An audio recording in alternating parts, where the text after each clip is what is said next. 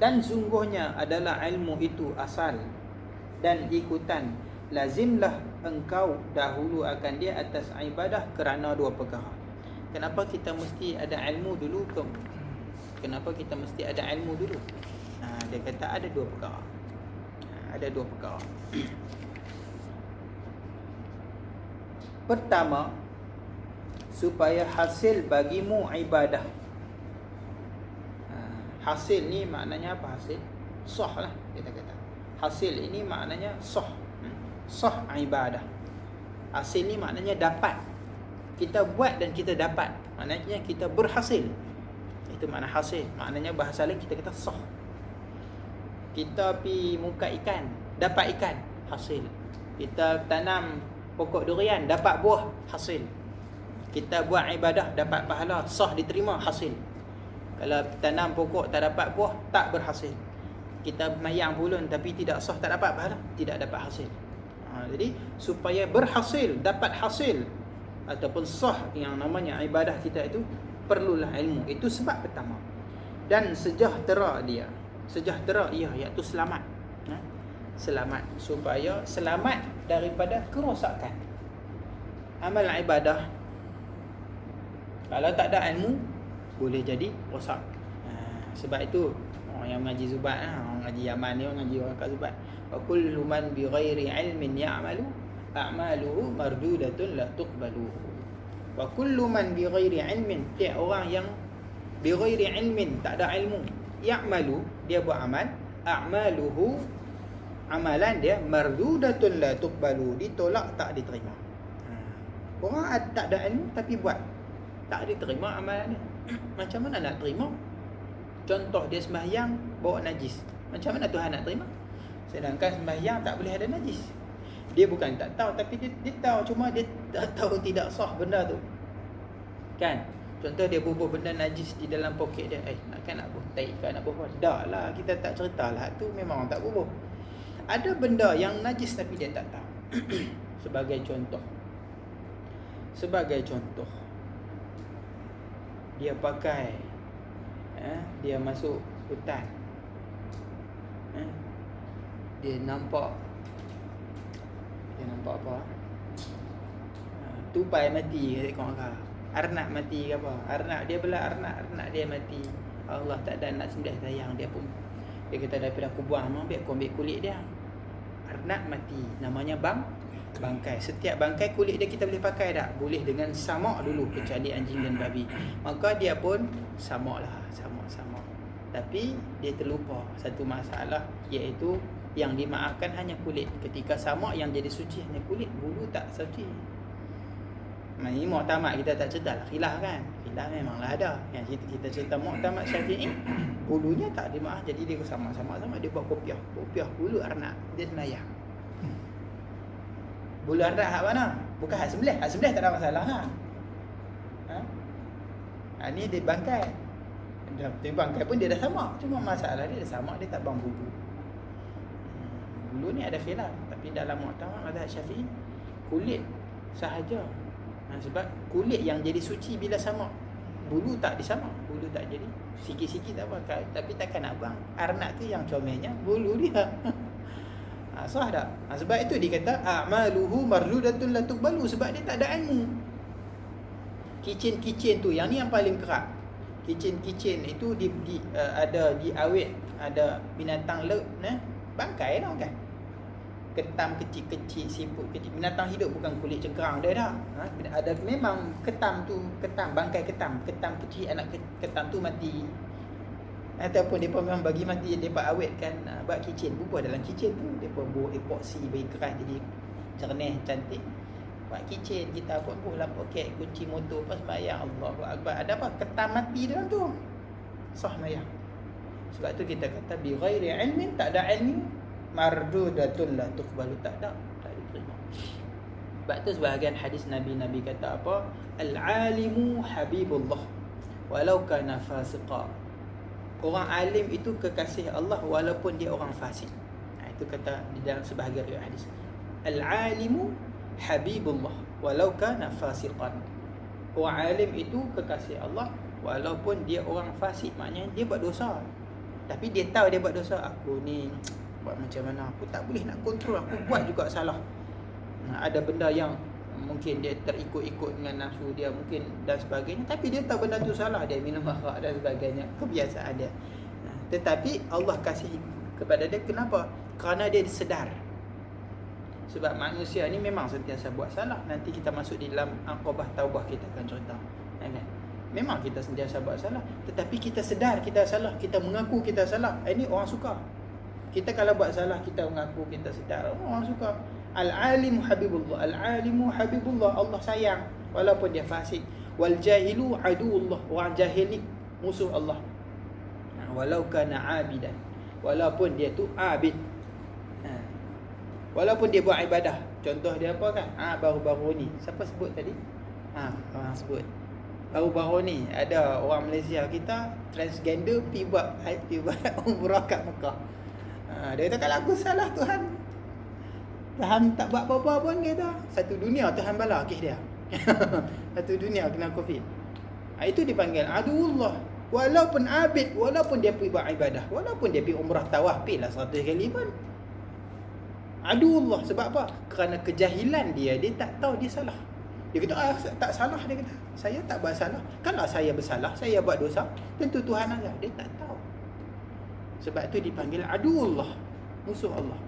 Kerana kejahilan dia tak sedar yang dia tu bersalah. Itu sebahagian dari hadis Nabi lah. Bahkan ada di dalam kitab, dalam Syarah Al-Bidayah, ada ditatangkan satu kisah. Kisah ni saya pernah cerita mungkin. Ada kisah orang yang wallah alam, ni kisah yang disebut lah kan.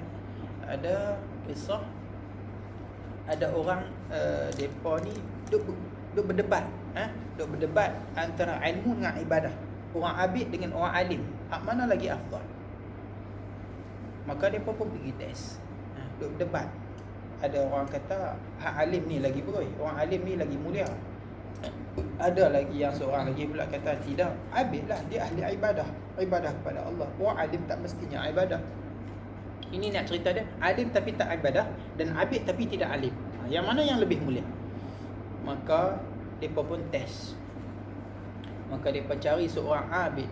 Orang abid tapi dia ni tak pandai, dia tidak alim, tidak ada ilmu sangat dia, tapi dia orang kuat ibadah, rajin yang puasa. Maka dia pun pergi. Adalah dalam cerita tu sebut, ketika dia buat ibadah tu, dia main ikut pondok gobok-gobok dia kata, wahai hambaku, akulah Tuhanmu. Dia pun berlaku lah, dia buat macam mana pun kita tak tahu kan. Dia kata, wahai hambaku, akulah Tuhanmu. Telah ku terima doamu, aku ampunkan dosamu, aku maka sekarang tak payah buat ibadah dah, sebab dah sampai maqam yang tinggi.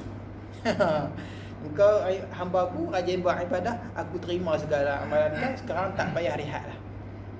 Maka abid tadi pun dengar lagu tu, kok main cahaya-cahaya dulu kan, kita tak tahu. Dia kata, terima kasih Tuhanku, aku bersyukur kepadamu. Inilah yang aku cari selama ni, aku dah letih buat ibadah berpuluh-puluh tahun.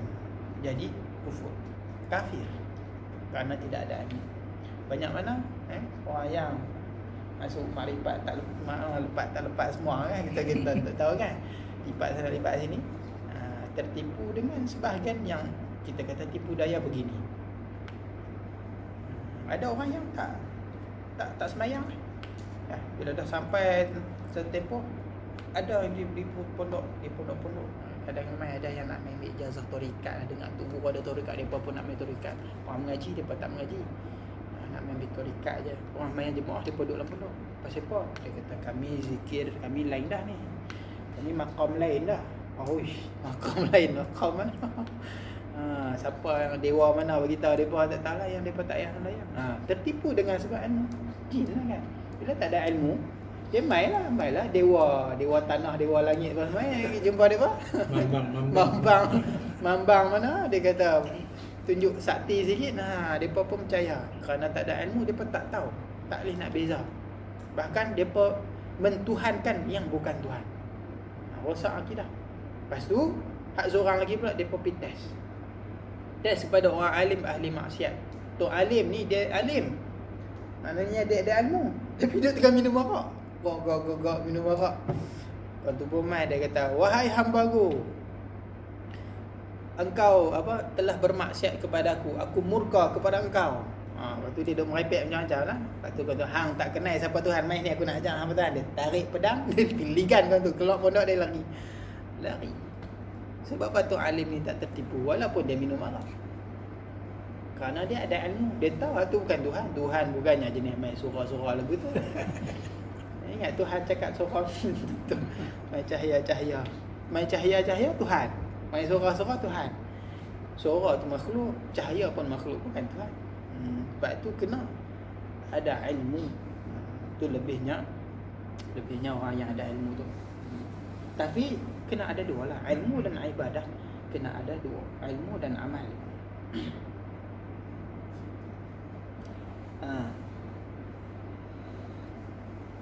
Ke apa dah?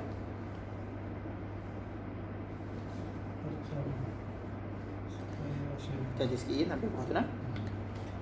Maka bahawasanya pertama-tama je Imam Ghazali masuk, apa yang kita perlu tahu dulu? Dia apa dah? Sebelah suku. Sampai berapa? Setengah jam. Baru setengah jam. Boleh lagi dah. Pertama-tama wajib bahawa mengetahui Tuhan yang disembah. Yang pertamanya apa yang kita nak perlu tahu? Kita kena tahu Tuhan yang kita sembah, iaitu apa? Ilmu tauhid lah. Kena kenal Tuhan. Kemudian maka engkau ibadah akan dia. Dah kita kenal Tuhan, barulah kita boleh menyembah Tuhan. Kita sembahyang tapi kita tak kenal pun Tuhan kita. Kita sembah Tuhan, tapi Tuhan tu siapa? Tuhan pun kita tak tahu dia. Kalau orang tanya Tuhan tu apa? Tuhan tu Tuhan, kita kata. Tuhan tu Tuhan. Tuhan tu Allah lah. Allah tu apa? Allah tu Tuhan. Tuhan tu apa? Tuhan tu Allah. Ulang sampai bila tak ada. Jadi kena kenal Tuhan tu macam mana. Tuhan tu jenis cahaya-cahaya lagu tadi kan? Kena kenal. Maka dan betapa engkau ibadahkan mereka yang tiada engkau ketahui akan namanya dan sifat zatnya, dan barang yang wajib baginya dan barang yang mustahil pada haknya. Maka terkadang barangkali engkau i'tiqad padanya dan pada sifatnya suatu yang tidak patut bagi zatnya. Jadi macam mana kata Imam Ghazali, duk sembah Tuhan tapi tak tahu pun sifat Tuhan tu lagu mana, tak tahu pun Tuhan tu macam mana. Maksudnya yang sepatutnya kita tahulah. Bahkan takut-takut pula kita kata Tuhan ni bersifat dengan sebagian-sebagian sifat yang bukan sifat Tuhan. Kita duk kata Tuhan sila lah, Tuhan duk tidur atas aras ya. Macam-macam pula. Sifat yang bukan sepatutnya pada Tuhan, kita duk kata ada pada Tuhan. Kerana itulah perlunya kita mengenal Tuhan. Awwaluddin ma'rifatullah. Awal agama ni kena kenal Tuhan dulu. Nak kenal macam mana? Ngaji ya. Tu cerita dah, kena mengaji. Sebab tak ada jalan lain dah melainkan nak mengenal ni dengan mengaji. Boleh tak mengaji? Boleh, tapi akal kita tak sampai. Kita tak sejenis macam Nabi Allah Ibrahim. Nabi Allah Ibrahim dia bukan dapat wahyu, dia belum mengenal Tuhan, dia tak dapat wahyu pun. Tapi dia tengok bintang, dia tengok bulan, dia tengok matahari. Kerana benda tu berubah-ubah, maka kata Nabi Allah Ibrahim, ni bukan Tuhan ni. Ni bukan Tuhan. Aku berlepas dengan semua ni bukan Tuhan ni kata. Sebab zaman dia tu zaman pakat duk sembah bintang. Horoskop kan. Horoskop apa? Gemini apa semua tu kan. Yang tilik-tilik nasib tu kan. Tilik-tilik nasib tu. Hari ni pun ada. Zaman tu mula-mula tu. Namrud tu orang paling hebat tu di dalam bab bintang-bintang. Dia orang paling hebat. Sebab tu dia boleh cipta kota Babylon, taman tergantung. Itu kita kata ahli nujum lagi. Ahli nujum. Dia tengok bintang. Bintang ni falak lah, ilmu falak lah kita katakan. Tapi ilmu falak ni luas. Dia banyak mencakupi banyak perkara. Dan sebahagiannya tu mampu lah. Sebahagiannya tu yang macam dari zaman dulu mereka memang hebat. Namrud bukannya tak percaya ke Tuhan. Cuma mereka asingkan Dia kata Tuhan buat kerja Tuhan, manusia buat kerja manusia. Itu pemikiran Namrus. Dia kata apa? Biarkan manusia mentadbir urusan manusia sendiri. Sebab itulah terlahirnya ilmu horoskop tu boleh tilik.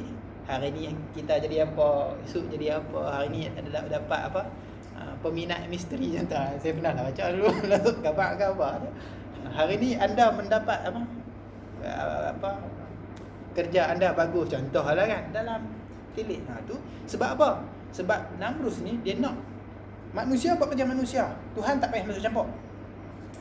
Sekular, pahaman sekular yang diasaskan oleh Namrus, kemudian diperturunkan anak-anak cucu dia sampai hari ni masuk dalam Malaysia. Fahaman sekular mengasingkan agama dengan realiti kehidupan. Agama anak sembahyang pergi masjid Tanglin tak ada agama, nak sekolah tak ada agama, nak sembahyang pergi duduk masjid. Fahaman sekular daripada Namrus. Dia kan tak kenal Tuhan, cuma dia terlalu yakin dengan ilmu dia. Bijak dia, ilmu bintang, sampai dia buat satu kota canggih, kota terapung kan. Dia guna. Dia boleh zaman tu dia buat apa? Tasik di atas yang tu kan, ada apa macam bukit tu kan. Dia boleh tarik sungai yang ribuh naik ke atas. Zaman dulu dah canggih. Sungai tak ada ke atas, dia tarik sungai tu naik atas, jadi ada kolam. Dan yang nama Taman Terapung tu bukan tu. Ada satu lagi benda yang memang terapung. Di dalam istana tu dia ada buat macam satu stage. Teknologi tu kata wallahualam, aku tak jumpa. Dia teknologi magnet macam mana tak tahu. Dia punya kiraan dia dan sebagainya, benda tu boleh terapung. Hebatnya Namrus, kecerdikan yang Allah bagi kat dia, sampai dia kata hak manusia biar kami sendiri. Tapi cerdik lagi Nabi Allah Ibrahim, kerana boleh mengenal siapa Tuhannya. Kita tak sampai macam otak-otak macam tu. Maka kita kena mengaji. Nak kenal Tuhan ni, kita kena mengaji. Mengaji ni kena ada tok guru lah. Kalau siapa tak ada tok guru, mengaji ni ada benda-benda yang kita tak boleh faham melainkan dengan guru. Kalau tak ada guru, syaitan jadi guru kita. Kata Abu Yazid Al-Bustami, man lam yakul lahu ustaz fa imamuhu syaitan. Siapa yang tidak ada baginya ustaz, tu imam dia siapa? Itu ada siapa? Syaitan. Kata apa Imam Abu Yazid Al-Bustami. Kata Abu Ali Ad-Daqqaq, dia kata orang yang tak ada guru ni macam tanam pokok, macam pokok tumbuh sendiri. Pokok tumbuh sendiri, dia tak macam pokok yang kita buh baja, kita siram kan. Kita potong-potong daun-daun yang sebagainya. Jadi pokok yang kita tanam dengan sendiri ni, yang kita pelihara dia, tumbuh elok, buah cantik. Kalau pokok terbiar tu belum tentu jadi elok. Sebab itu kita perlu ada guru. Ada part bahagian-bahagian yang mungkin kita boleh cari sendiri, tetapi ada bahagian-bahagian yang kita perlu guru. Kita perlu guru. Macam dalam fiqh tentulah perlu guru, dalam tauhid tentulah perlu guru, dalam ilmu tasawuf sendiri pun ada part-part yang kita perlukan guru. Sebab dalam tasawuf ni ilmu nak suruh kita buat mujahadah. Tasawuf ni beza dia dengan ilmu tauhid. Fiqh ni apa? Tasawuf ni bukan ilmu takat mengaji je lah. Mengaji tu boleh lah kan, nak cerita ni. Tasawuf ni tok guru pun belum tentu ada tasawuf. Kita boleh ngajak minhat, boleh ngajak hikam, tapi belum tentu hikam tu ada dalam diri, belum tentu minhat tu ada dalam diri.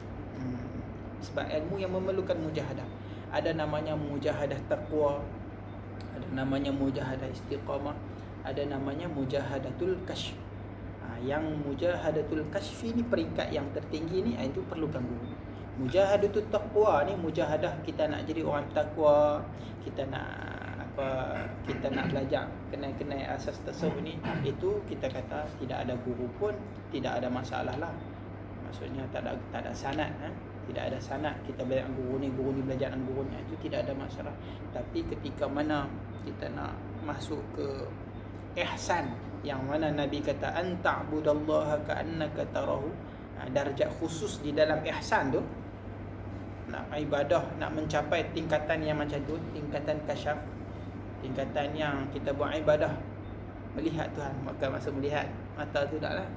Itu perlu bersanad guru. Kalau tidak sahih sanad gurunya, maka gurunya syaitan.